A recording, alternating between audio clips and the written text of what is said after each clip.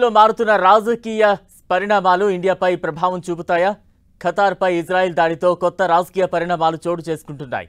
అది Arab NATO కూటమికి నాంది పలకబోతోందన్న సంకేతాలు కనిపిస్తున్నాయి. ఇందుకే అరబ్ నాటో కూటమి ఏర్పడితే ఇస్లామిక్ దేశాలన్నీ ఒక్కతాటిపైకి వస్తాయా? అరబ్ దేశాలతో పాక్ చేతులు కలిపితే పరిస్థితి ఏంటి? పాక్ సౌదీ ఒక్కటైతే భారత్కి ఏమైనా ఇబ్బందా? ఇలా రకరకాల ప్రశ్నలు తలెత్తుతున్నాయి.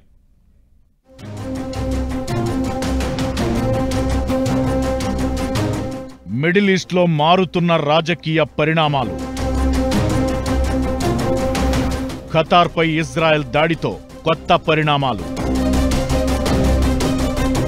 ఇది అరబ్ నాటో కూటమికి ఆరంభమా? అరబ్ దేశాలతో పాక్ చేతులు కలిపితే పరిస్థితి ఏంటి? పాక్ సౌదీ ఒక్కటైతే భారత్కు ఏమైనా ఇబ్బందా? హమాస్ నాయకులకు ఆశ్రయం కల్పిస్తోందంటూ ఖతార్పై ఇజ్రాయెల్ దాడి చేసింది. ఈ పరిణామం అరబ్ దేశాల్లో కొత్త రాజకీయ సమీకరణాలకు దారితీస్తోంది. తమ దేశాల భద్రత కోసం ఒక్కతాటిపైకి వచ్చే ప్రయత్నాల్లో ఉన్నాయి అరబ్ దేశాలు.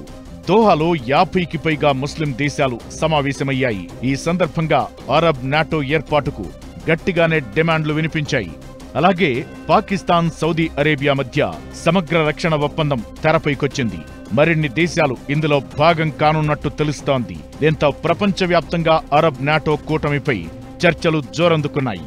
సౌదీ అరేబియా అత్యంత ధనిక దేశాల్లో ఒకటి. అమెరికా ఈ దేశానికి పూర్తి సహకారం అందిస్తోంది. పైగా సౌదీ అతిపెద్ద చమురు ఎగుమతిదారు. సౌదీ దగ్గర 280 ఫైటర్ జెట్లు, అమెరికా 4వ తరం F-15S, F-15C, euro fighter typhoon, Germany నుంచి దిగుమతి చేసుకున్న పనావా టోర్నడో జెట్లు ఉన్నాయి. అమెరికా తయారు చేసిన థాడ్, పేట్రియాట్ క్షిపణి రక్షణ వ్యవస్థ, చైనా క్షిపణులు కూడా ఉన్నాయి. బాలిస్టిక్ క్షిపణి ప్రోగ్రాంను సౌదీ ముందుకు తీసుకెళ్తోంది. అయితే పశ్చిమాసియాలో అణ్వాయుధాలు ఉన్న ఒకే ఒక్క దేశం ఇజ్రాయెల్. ఇటు ముస్లిం ప్రాబల్య దేశాల్లో అణ్వాయుధాలున్న ఏకైక దేశం పాకిస్తాన్. ఇజ్రాయెల్ దూకుడుకు కళ్లెం వేసి హెచ్చరించాలంటే అణ్వాయుధ బెదిరింపులు అవసరమని సౌదీ భావిస్తోంది. అందుకే ఈ ఒప్పందంపై సంతకాలు చేసింది. దీనివల్ల పాక్కు ఆర్థిక బలం చేకూరే అవకాశముంది. ముస్లిం దేశాల్లో పాక్ బలపడే ఛాన్స్ ఉంది.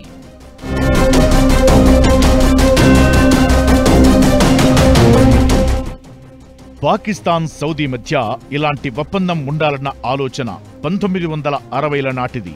సౌదీకి యుద్ధం ముప్పు ఉంటే పాక్ తన సైన్యాన్ని పంపి సాయం చేసింది. 1982లో ఇరు దేశాల మధ్య భద్రతా సహకార ఒప్పందం కుదిరింది. సౌదీ సైన్యానికి పాక్ శిక్షణ ఇవ్వడాన్ని ప్రారంభించింది. పాక్ ఆయుధాలను సౌదీ కొనేది. ఇది ఉమ్మడి భద్రతకు రక్షణాత్మక ఒప్పందం. ఇప్పుడు అరబ్ నాటో కూటమితో ఆయా ఇస్లామిక్ దేశాలు బాగా బలపడతాయన్న వాదన వినిపిస్తోంది. పాక్ సౌదీ ఒప్పందం ప్రకారం తమపై ఏ దేశం దాడి చేసినా ఇద్దరిపైనా చేసినట్లే అన్నది ప్రధానాంశం. ఇది ఓ రకంగా ముస్లిం దేశాల ఉమ్మడి కార్యాచరణకు బీజం వేసినట్లే. పైగా పెహల్గాం తరహాలో ఉగ్రదాడులకు పాక్ తెగబడితే ఇండియా పొరుగు దేశానికి ఖచ్చితంగా బుద్ధి చెప్పాలని అనుకుంటుంది. అప్పుడు అరబ్ నాటో కూటమి పాక్ ను వెనకేసుకొచ్చే ఛాన్స్ ఉంటుంది.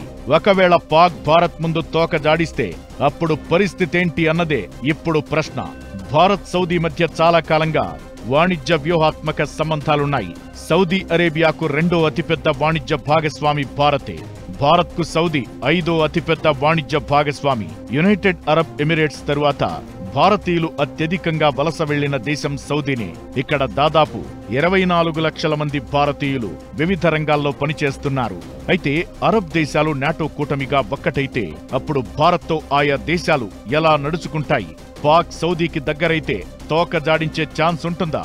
అప్పుడు ఇండియా ఎలా రియాక్ట్ అయ్యే ఛాన్స్ ఉంది? ఇలా పలు రకాల ప్రశ్నలు తలెత్తుతున్నాయి.